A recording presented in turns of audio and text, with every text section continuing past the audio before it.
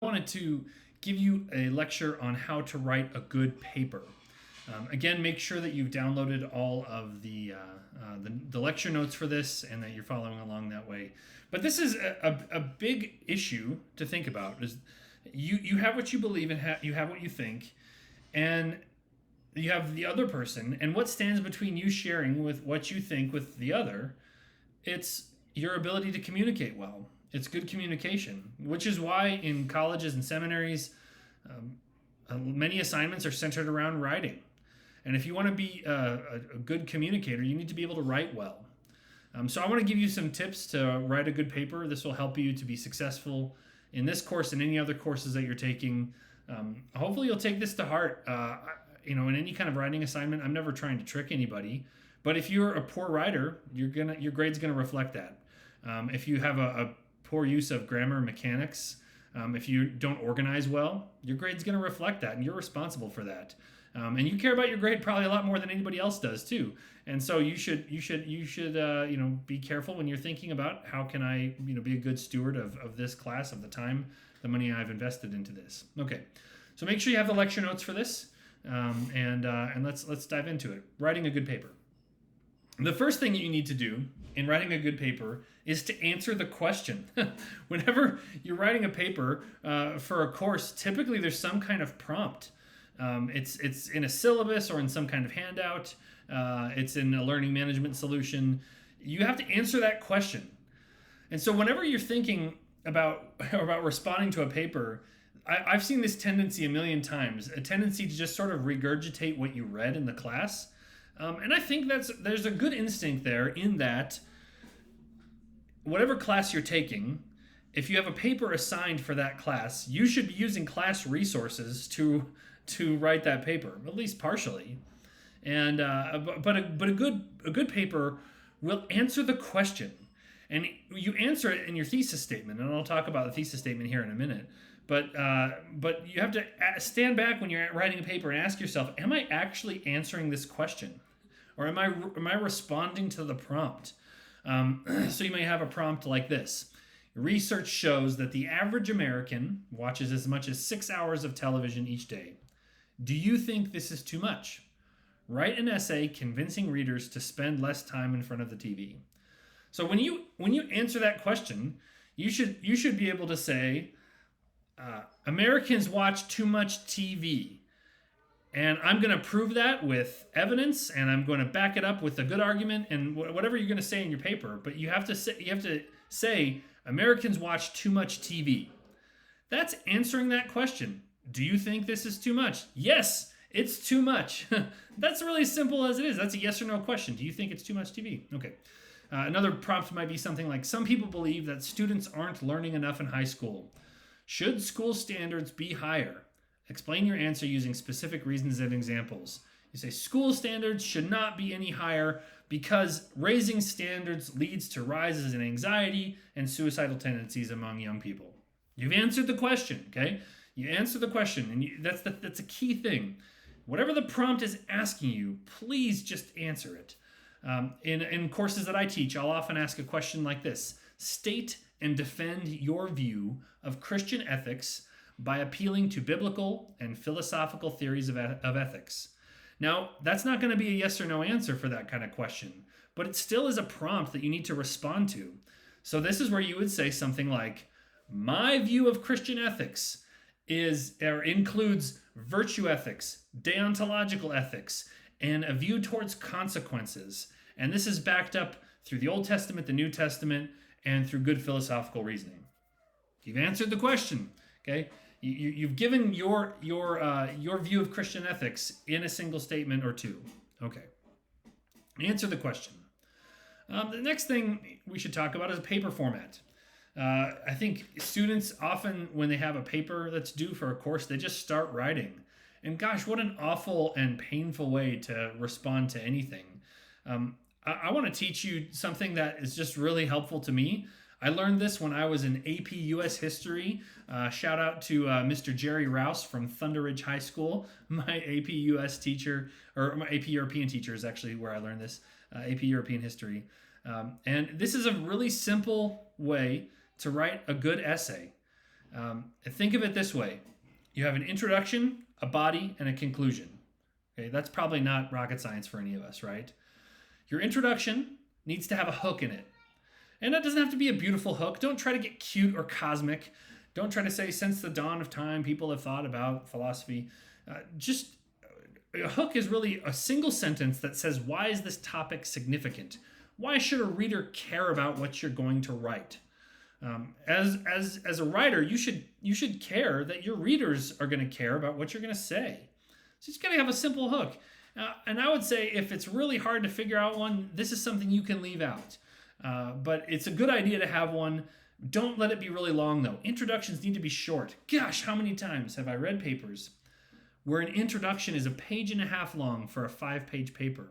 That's automatically you're going to get a poor grade on that, because you're not really most of the paper should be in the body.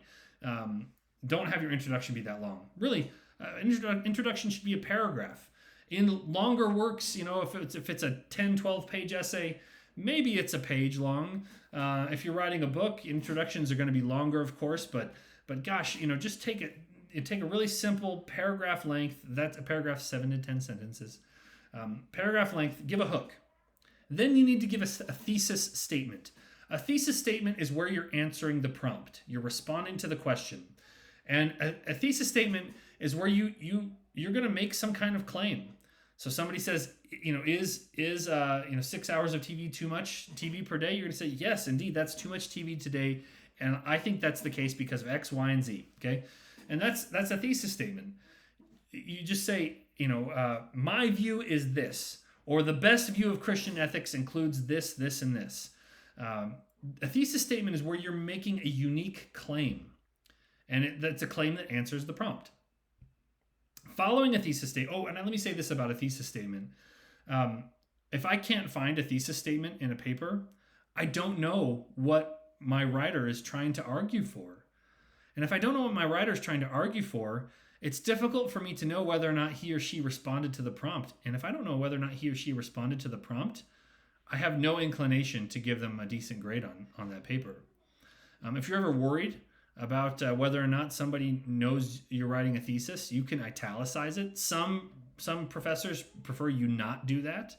That's fine if you want to do that in my course, just to call out this is the thesis statement. But this is where you're making a claim. It should be very clear what your view is on something by the thesis statement. Following a thesis statement should be a roadmap. This can be brief as well. In a thesis statement, you're going to say, in this paper, I'm going to argue X, Y, and Z. And then in your roadmap, you say, in my first section, I'm going to talk about X and why the X is significant. My second section, I'll talk about Y and why I think Y answers this question. And then I'm going to talk about Z. And Z is this, this, and this. That's a roadmap, right?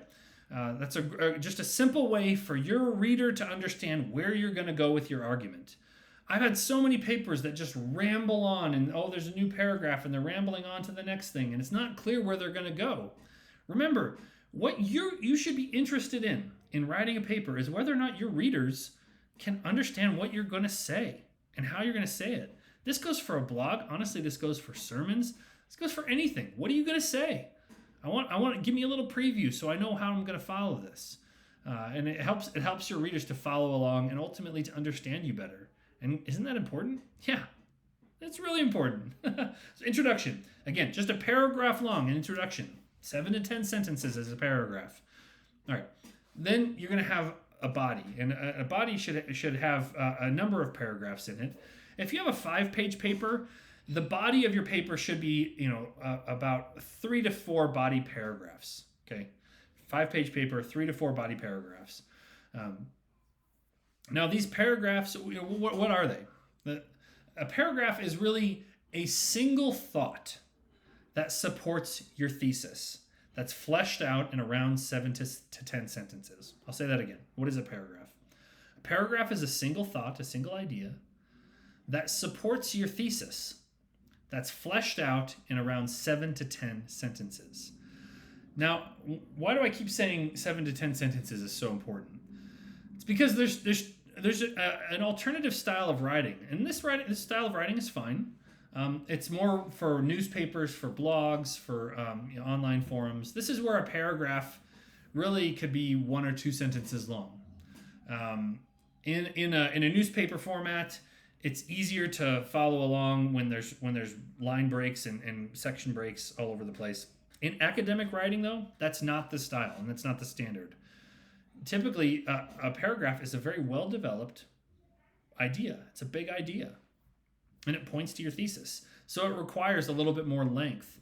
If you have really short paragraphs, it makes me think that you don't really know how significant your ideas are, or maybe your ideas aren't that significant. Your paragraph should be well-developed. What does a paragraph contain? It contains a topic sentence. The topic sentence supports the thesis. So in this paper, I'm going to argue X, Y, and Z.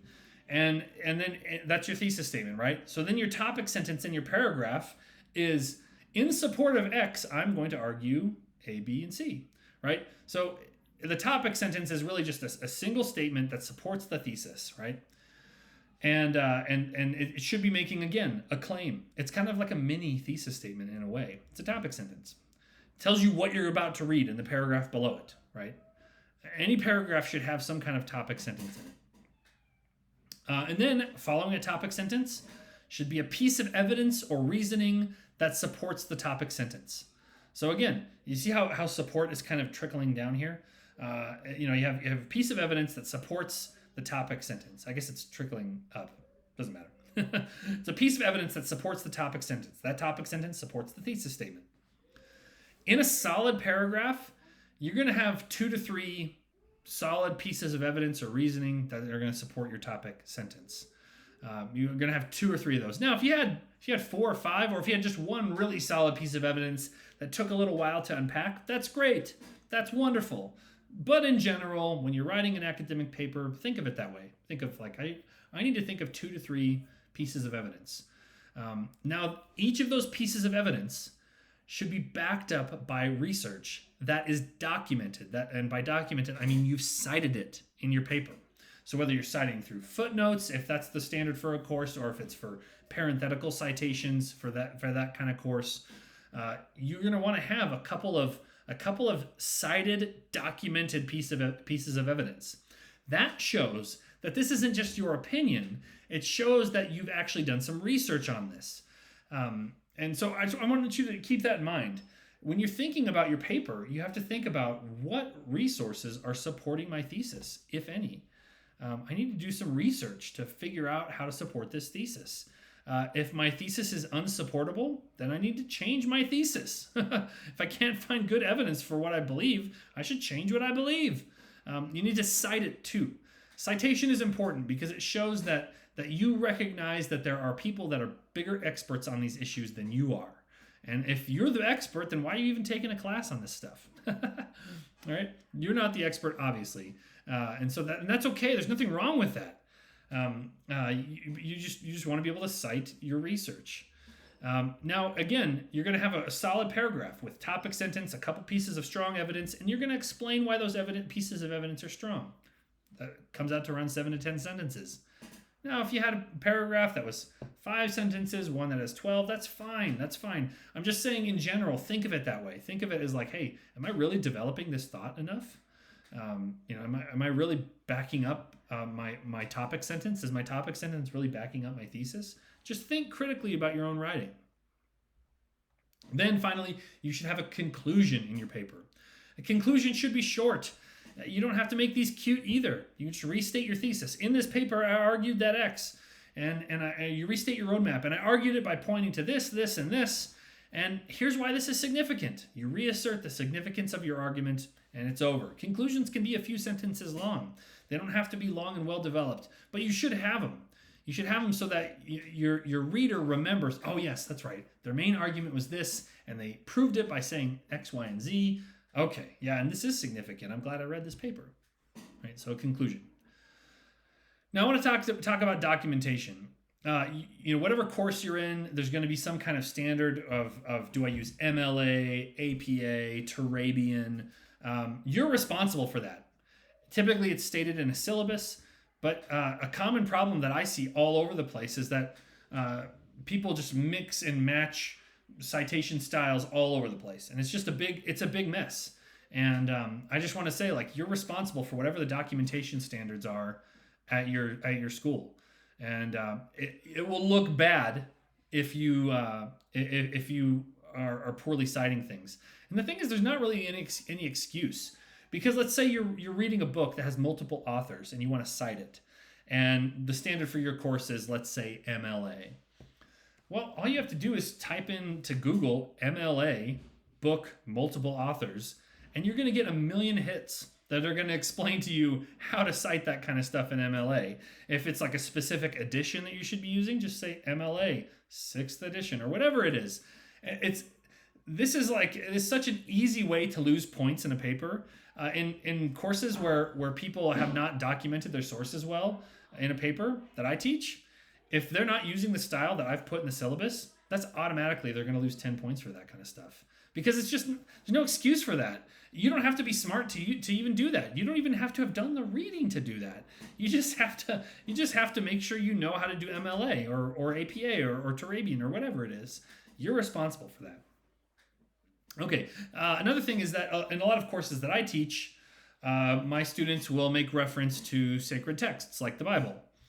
I want to just give you what I think is a very common academic way to cite the Bible. Typically, the Bible does not require a footnote unless you're using a very unique translation that is not really in the public domain. Maybe it's your own translation or something like that. There's exceptions to this, but in general, for 95% of my students, they're typically going to be using a version of the Bible like the NASB, the NIV, New King James, or something like that. Here are a couple of ways to properly credit the translator, and that's important. Is that when you're citing a biblical text, you need to credit the translator, because somebody has done the work of translating this text and you're benefiting from it. And so you just need to show that you're not just so smart and you've translated the Bible all these times, but that you're relying on a translator who has done his or her homework. And typically these translators work in teams. And so here's how you do this. And I've listed this in the outline for this lecture. As we read in the book of James, those who consider themselves religious and yet do not keep a tight rein on their tongues deceive themselves, and their religion is worthless. Religion that God our Father accepts as pure and faultless is this: to look after orphans and widows in their distress, and to keep oneself from being polluted by the world. Okay, notice how I've cited this. I've quoted James 1, 26 and 27, but at the end of the text, the text ends with the word world. I've ended the quote, right? So I've closed the quote, and then I have my parenthetical citation. And in that citation, I'm not saying James, because as I wrote this out, I said, as we read in the book of James. I don't need to write James again in the parenthetical citation, but I do need to say that it's chapter 1, verses 26 to 27, and then I do comma, NIV. Close the parentheses and then period. And this is important. This is the right way to do it. The sentence ends at the end of the parenthetical citation. So the sentence ends there, and that's where the punctuation should be. The sentence in the English language ended with the word world, but in the academic writing, the sentence actually ends after I've read the parenthetical citation, and then I have the period there, the punctuation marker there. Another example is where, let's say I leave out, as we read in the book of James, and I just quote the text. Well, then, inside the parenthetical citation, I'm going to say James 1, 26 to 27. If I leave out, or if I include, as we read in the first chapter of the book of James 1, 26 to 27, in that case, I'm going to just have NIV in the parenthetical citation. Because I've already listed in my main body text James 1, 26 through 27. So all I need to do is credit the translator there. And I want you to note something. In all of these quotes of the biblical text, I'm going through 2 verses, but you don't see the verse markers in there. Often when I'm writing, I'll go and I'll copy from Bible Gateway and I'll paste it into my paper just to save some time, copy and paste. But I always delete footnotes and verse markers, because those aren't required and those aren't really helpful for what I'm doing in academic writing. Take those kinds of things out. Clean it up. All right. A couple of final things here. When you're starting to write a paper, how do you start to write a paper? I wanted to just commend to you the practice of outlining. This saves so much time. And it always feels a little funny when you start outlining because you feel like this is an extra step. But once you start outlining for your papers, you're going to save so much time. And it can be as simple as, what are my 3 to 4 main body paragraphs going to be for a 5-page paper, right? Well, I know I want to talk about virtue ethics. I know I want to talk about deontology, and I know I want to talk about consequences and how those are all kind of biblical ways to look at ethics. So I want to have my 3 main sections be that. So great. Just start on a piece of paper and just have A, virtues, B, deontology, C, consequences. Start that as your outline. And then say, okay, how do I want to encapsulate this into a thesis statement? Write out your thesis statement. Write it out quickly. Just say the strongest version of Christian ethics includes virtues, deontology, and a reference to consequences. And just write that out. And you don't have to. It doesn't have to be pretty yet. Just write it out so you know what your thesis is going to be. And then start thinking about stuff that you've read. And remember your A, B, and C, virtues, deontology, consequences. Start thinking, okay, I know I read Scott Ray talking about virtue ethics. I know I read Doug Groteis talking about deontology. I know I read William Lane Craig talking about consequences. Okay, so I'm just going to start to write down a couple page numbers in those books that I read. Get a couple page numbers under each point going for yourself. So if you have under point A, if you have a couple of texts that you want to reference, that's great. That's a great start to outlining. Just put the page numbers and the texts on there. Same thing for B. Write that stuff out so that when you actually start writing, you can keep your momentum and move fast. I'm telling you, everything that I've written, and I mean everything that I've written, from the time I was in high school AP US history, AP European history, all the way to my doctoral thesis that I published, to my book that I've published, to academic articles that I've published in scholarly journals, and everything in between, all the courses I've ever taken, I outline, and I'm a fast writer because of it. It saves me a lot of time. So outlining is really important. And then I wanted to just talk about the process of revising. As you write a paper, you have to read over it.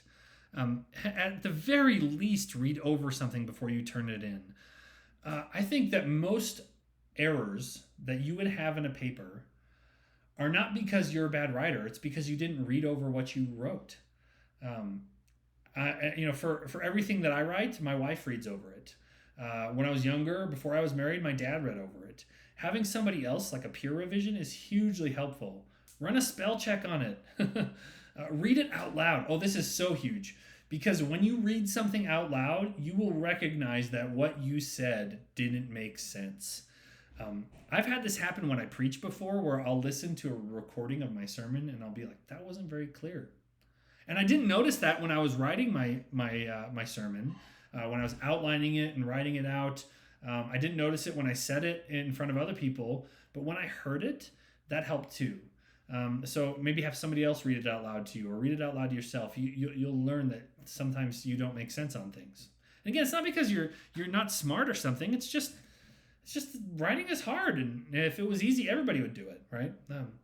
Now, some common errors that I see in papers are run-on sentences. This is where you have two or more sentences that are really kind of jammed together without proper punctuation or conjunctions built into them. It's just a sentence that went on too long. Short declarative sentences are typically better. And so you have to look for those kinds of things. A complete sentence has a subject and a verb. If you have multiple subjects and verbs in a sentence, then you need to at least have a comma with a coordinating conjunction, like for, and, nor, but, or, yet, so. Those are coordinating conjunctions. This is a place where you could use to separate those two independent sentences. You could use a semicolon. That's the proper use of that punctuation device. Or you could just separate them. Have two complete sentences that sit on their own. I see a lot of papers that are written with sentence fragments. Sentence fragments typically come from people who write like they speak. When you speak, you probably use sentence fragments all the time.